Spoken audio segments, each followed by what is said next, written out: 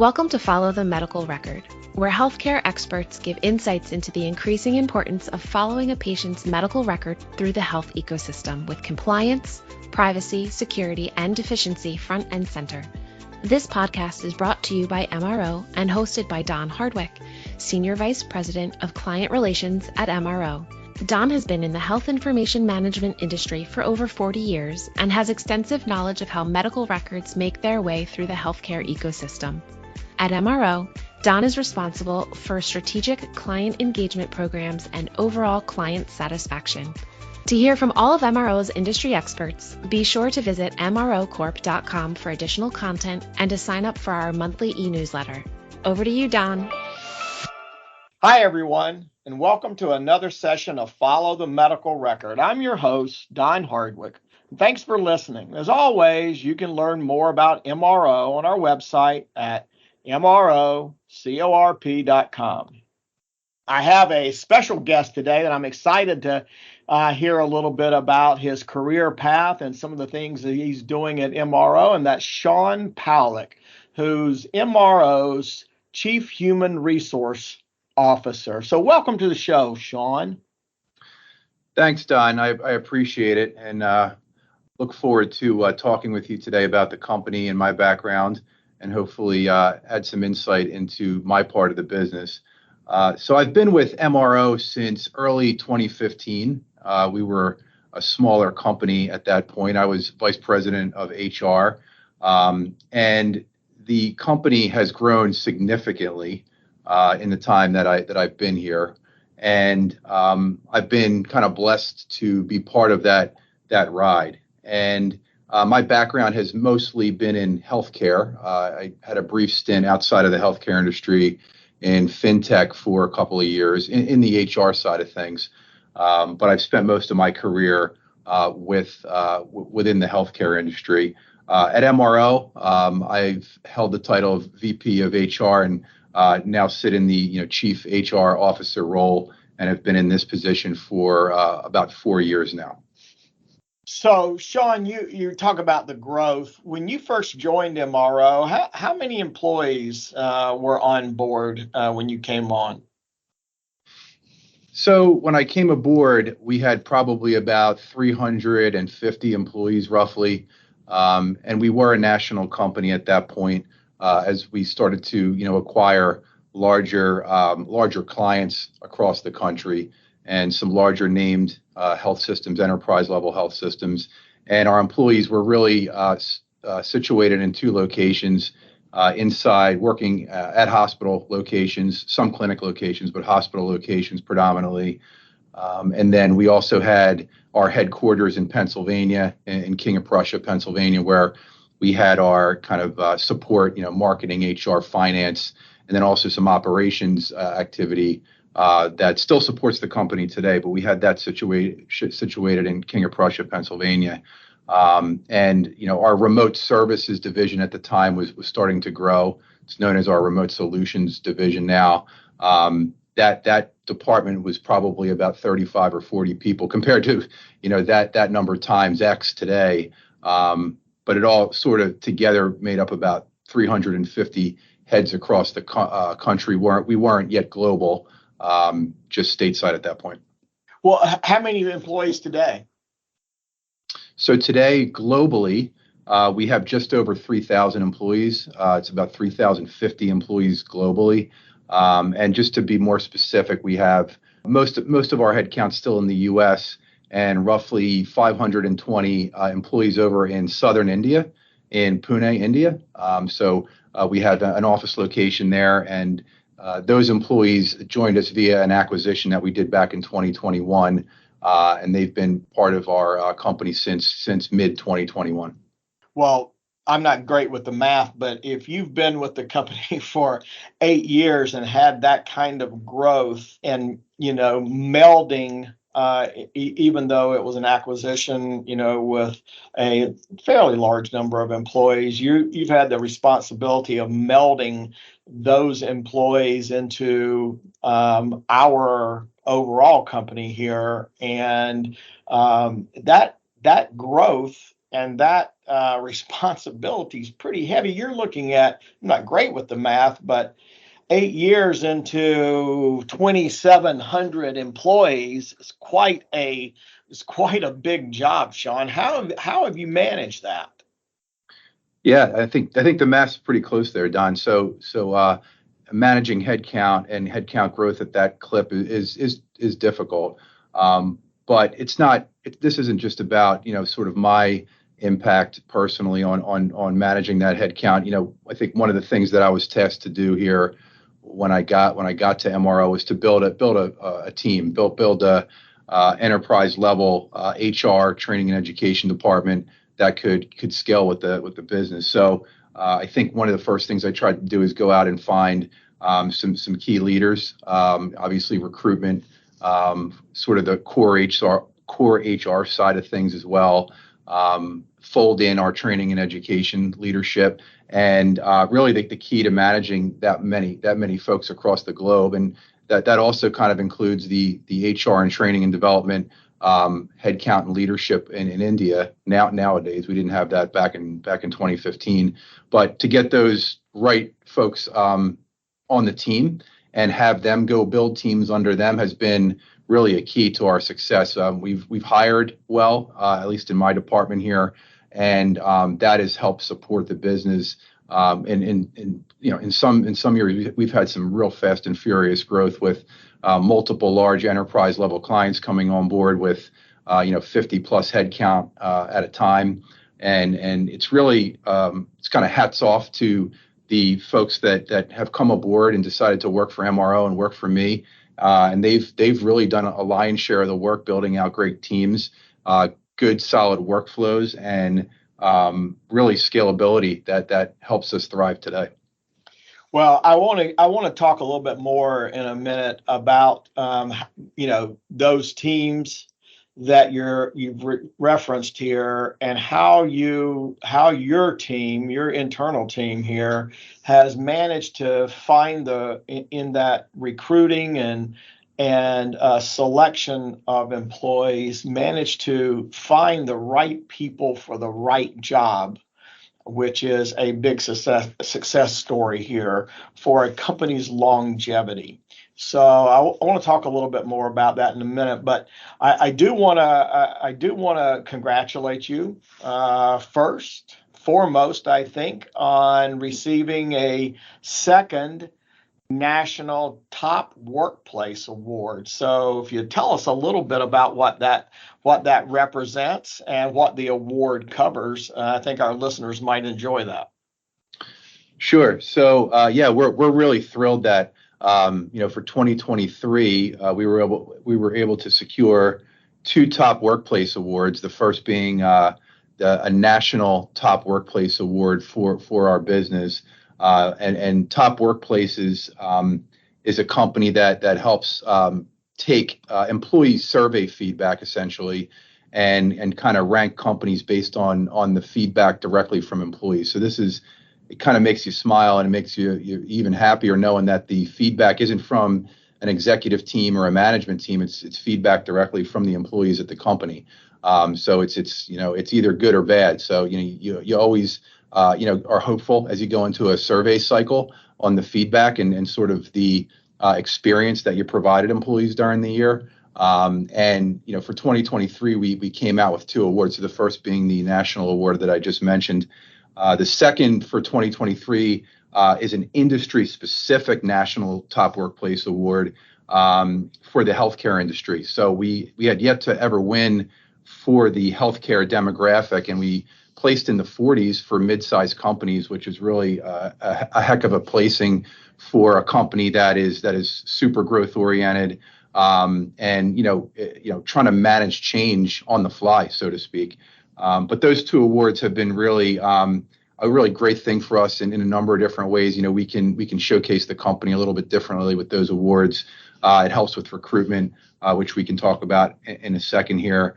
But those two awards are really key for us, and we're looking forward to 2024 and hopefully being able to secure an award in 2024 as well. In 22, we secured a National top workplace award for the national side of things, which is great. And there's a whole bunch of different categories. There's regional rankings as well. But the top workplace company, they partner with our survey vendor. So that's sort of the connection between our survey vendor and the company, top workplace that actually hands out these awards to different companies. And there's a whole slew of different categories that are out there. But that's generally how that works. And we're just really excited that we were able to secure those awards and kind of go through 2023. And we're super hopeful that we can secure another award in 24, maybe multiple awards. Shawn, it sounds like to me that is extremely difficult task to accomplish. When you have the growth that MROs had over the past several years, as we just talked about, and able to bring on, train, recruit, and retain employees over this time period, and at the same time have the high degree of employee satisfaction along with that growth is very difficult and almost unheard of. So congratulations. I'll just say that one more time to you and your staff and MRO for having accomplished that. It's a big accomplishment. Yeah, thanks. I do appreciate that, Don. So, on the show, Shawn, we talk about the uses and influences surrounding the medical record itself. But were it not for the success of a robust HR program, any company's success may be more limited.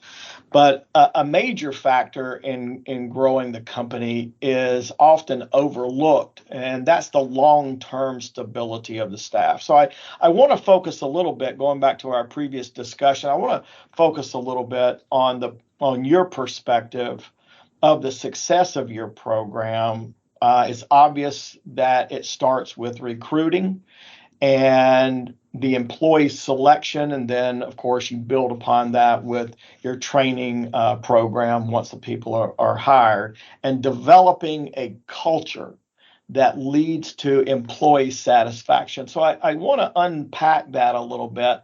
And from your perspective, how have you orchestrated the selection process of recruiting the right people for this environment?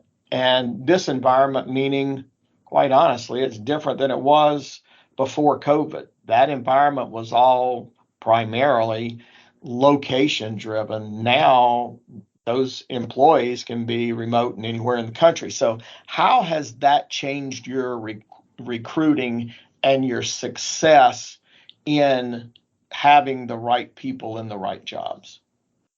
Yeah, it's great question, and I guess it kind of underpins a lot of the success we have had. I agree with you there. I'll probably answer the COVID question at the end after we maybe get through sort of the employee selection, maybe training, retention topics that I think are important to cover, because COVID was certainly super impactful to every company out there, and I can at least talk a little bit about my view on how COVID impacted MRO.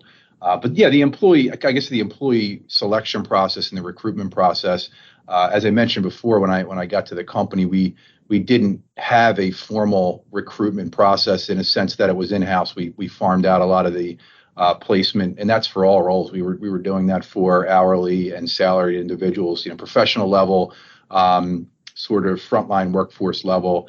And as I mentioned before as well, we brought in just a tremendous recruitment director, and she's went out and built a great workflow and a great team, which has really been key. And part of it is her and her team partnered with our departments to try to understand exactly what are the best needs for those departments, whether it be operations or finance or technology. And then the landscape's changed, right, with our tech needs, right? The different type of employees in tech that we need. The management staff and operations has evolved, and even the frontline staff requires a little bit of a different skill set because our workflows have changed. So really, it's been kind of the secret to a lot of our success, and kind of proud that our team has just really been like a machine in operating operating on the recruitment side to help the business, grow and sort of sustain the success over the years. So I would agree that, employee selection is a good foundation to building any business. And there's things that you look for when you're going through resumes and combing through candidates, and there's things that we look for: stability in a role. Obviously, industry experience is key. We work in a certain niche in the healthcare world, and to find folks who have done work similar in release of information and clinical data exchange is definitely something that we look at, and we're favorable with folks that have some exposure there. But it goes back to really the high level process of how we source folks, whether it's internally with our team, whether we need to sometimes partner with an outside firm. We drive it all back through our department, and then we really try to have that all lead to not only the hire process, but a really good onboarding process, and that's kind of step two, right behind the selection of the right people with the right skill set. It's kind of leading into, well, what's their experience going to be, through that onboarding side. So I know when you're starting to look at onboarding, there's multiple facets of onboarding. Training is one of those major components of getting a successful onboarding process. So tell me a little bit about your training program, what your expectations are, and how long. And I know it depends a little bit on the individual's background and what that role is or position in the facility or company is. But tell me a little bit about your training program, and how much effort goes into that program, and how long you anticipate a person to be in, quote, a training role before they're really ingrained into their new position. Yeah, no, it's a good question. I think onboarding is a form of training, right? You're learning sort of the nuances of the business, and then your kind of part two is sort of formal training that goes into being successful in your job. I view the onboarding piece as you're learning, and there's some training embedded there, but the experience of how you're treated as an employee coming in, that's super important. And we've done a good job, I think, of building over the years from kind of a non-existent onboarding program to building more of a formal onboarding program. Sometimes we'll talk amongst ourselves and say, is it kind of too much for somebody new in the first, let's say, 3, 4, 5 weeks? Because we try to really expose folks in some of our roles to many different departments. And I'm being general here. There's obviously employees that need to understand the ROI workflow in their frontline job, but then there's also managers who are coming on board or new executives that have to understand how the departments and workflows in each of those departments connect with each other. So onboarding, I think, is super important when you think about exposure to the business, but then also just giving somebody kind of a nice landing spot, or I guess maybe a nice ramp up into what their job's going to be, by making them feel welcome, making them feel like we're doing everything we can to provide the information on our business. Who are the key people to talk to in their roles, and you could kind of go in a number of different directions from that comment there. The training scenario, what we've done over the years, Don, is that we've had to lean on, number one, sort of a learning management system, a large learning management system. So we have a pretty powerful platform where we can, provide a custom and other sort of formal trainings through our learning management system to both professional and frontline staff alike. And we've really tried to add content to that learning management platform over the years to provide those experiences. There's really just, when you look at the library of different content for general and then even specific training to people's roles, it's kind of amazing how much content has gotten added to that LMS platform over the years. But, to answer your question specifically, as far as how long would it take for a new staff member, no matter what role, I guess, to be proficient, I guess the answer would be, depending on the nuance of the role. We have some pretty technical roles that do take time, and we need to provide sufficient training time for folks to not just get comfortable, but understand that the things that they're doing and the changes that they may make or the decisions that they may make on the job, how will that impact the business? So for some of our roles, you can be up and running and proficient in 4 or 5 weeks. Other roles could take 5-6 months to kind of really become comfortable and proficient in the role. But you can always, my view is, you can always be better. We can always it's not just content, but provide more customization, more specific, call it a syllabi that kind of speak to each individual's role. So I think that's always in a constant state of evolution. I don't think I'll ever be fully comfortable on saying our training is fully baked and complete. I think that's one area that will always continue to evolve. And it's also with kind of the first point of onboarding, you really don't want to take your eye off the ball with the onboarding process, because we've built something that works and that's good. But as soon as you sort of take your eye off that and say, well, maybe we don't need to have these individuals have these conversations with different stakeholders in the business, that's where things start to slip. So we try to stay vigilant and keep sort of a top prioritization of onboarding and training. And I think we'll do that going forward.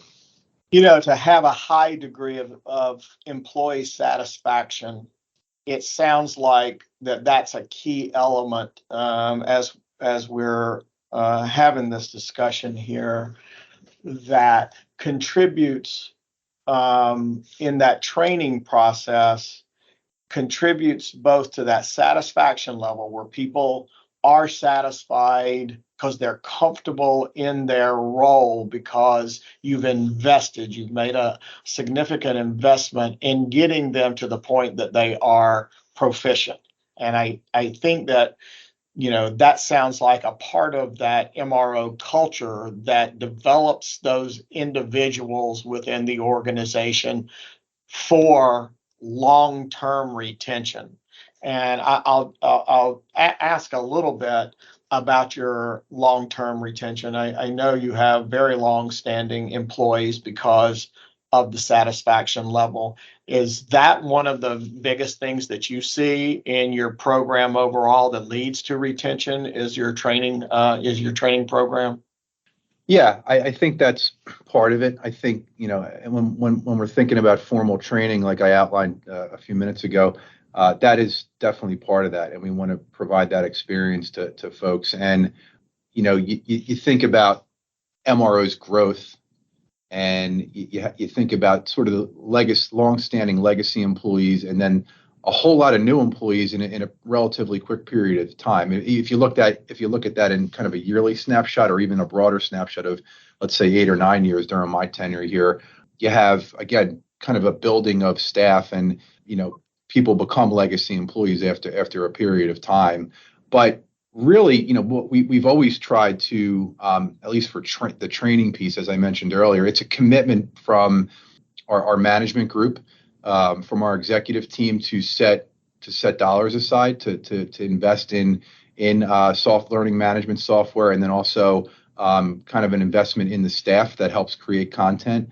And I know going forward into 24, that is still absolutely the case, that we're even going to be putting more attention and focus, and even with our budget into making sure that we have the right resources and the right software to support the business. But I think retention, going to your second, or your first point, retention is a little bit more of a gray area. I mean, training, sure, that's the ongoing training, that's great, but retention to me is a product of good hiring on the management side, right? So if you make those right choices on the management side, when you're going through a search process, whether it's a manager, director, vice president, whatever leadership role, supervisor level, retention really is a product of how leaders treat their departments and staffs, the culture that they create within their departments and staffs. They're all a little bit different. There's not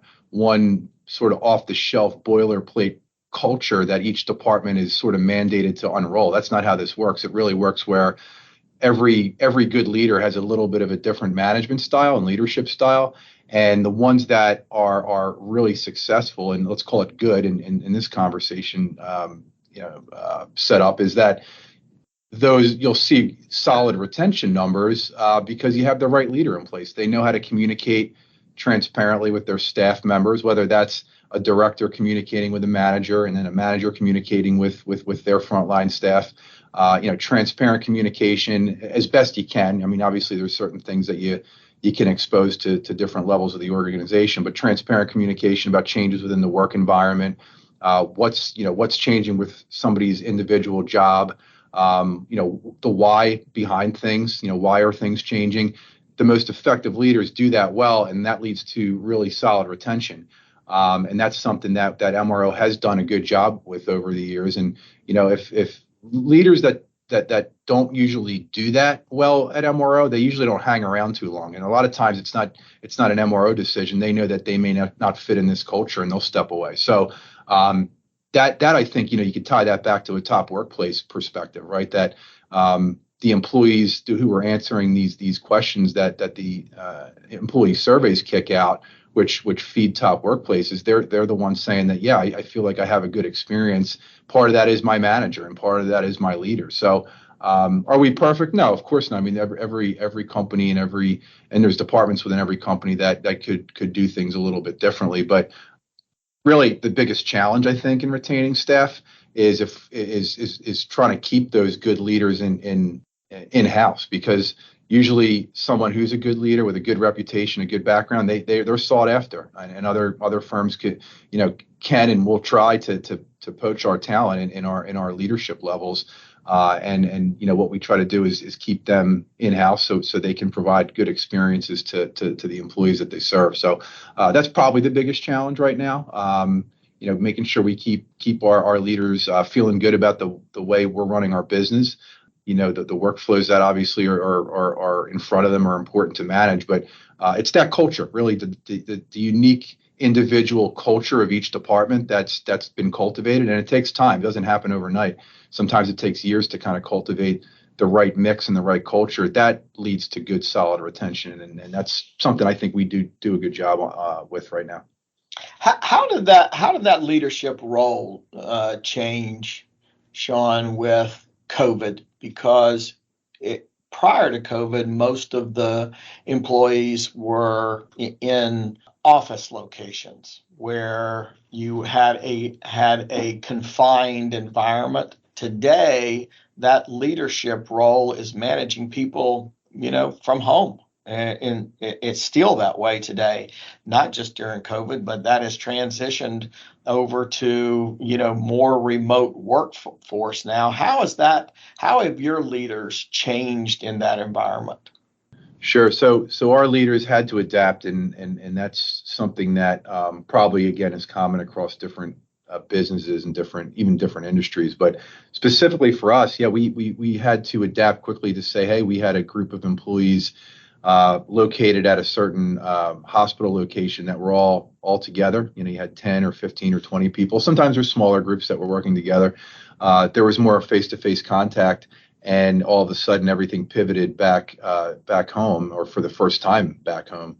And there was a big unknown, right? Is there going to be a return to office or return to sort of hospital role, frontline on-site role, or is it going to stay the same? And what we found is that there's been some return, to the on-site work, but by and large, a lot of our clients are comfortable with our employees working from home, and that actually happens here on the corporate level as well, where we allow a work from home setup, and it's worked super well for us. But there was a transition period.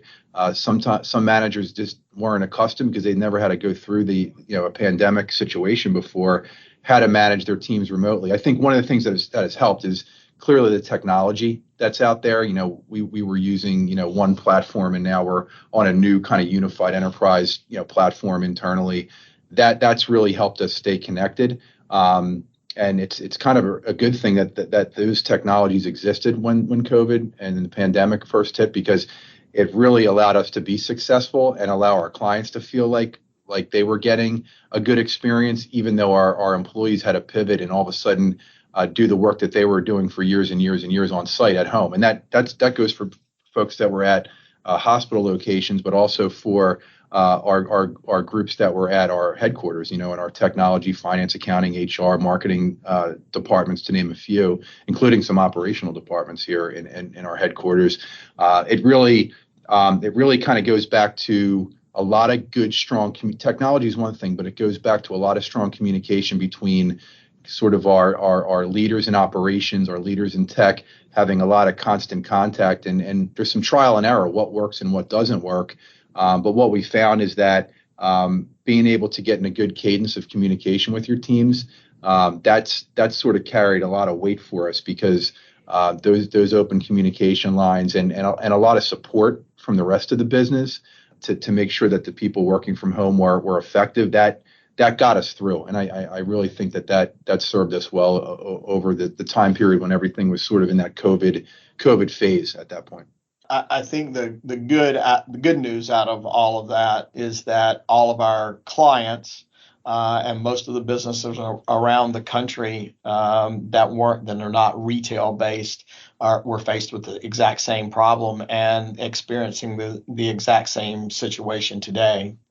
Just more remote workforce than it's ever had in any of the industries. So I think that's been a common thread among all of us that we've all had to adopt. Yeah, no, I would agree with that, Don. And there's some small silver linings with the pandemic, where I think we all understand now that you can be effective working remotely and not together because you have the right technology.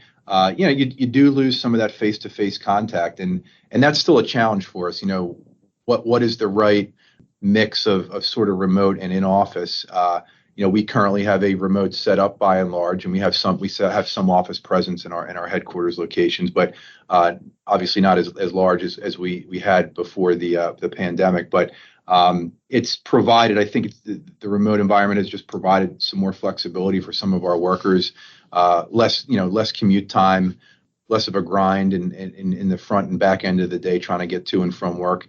But there's also that balance of having people be able to connect face to face. You have a lot of folks who have graduated from college, new to the workforce that haven't had the experience yet to go work 3, 4, 5 days a week face to face with their coworkers that a lot of us who had been out in the work world already got to experience. So it's tricky. There's always kind of another side to the coin there.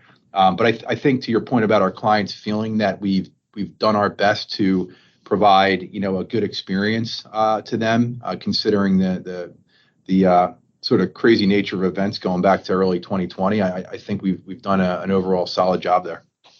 I agree. Shawn, I want to thank you for joining the show. This is very helpful and insightful. So thank you so much for being on the show today. Sure. No, it was my pleasure. I've enjoyed the conversation, and if you'll have me back again down the line, I'll be happy to join. Hey, you got to go win some more awards, buddy. That would be great. So for more insight on a patient's medical record through the health ecosystem, visit our show's page at MROCORP.com, where you'll find more career opportunities and can explore additional resources and thought leadership. You can also check out our program page on healthcarenowradio.com. Finally, be sure to connect with us on Twitter at MROCORP. Until we talk again, I'm your host, Don Hardwick.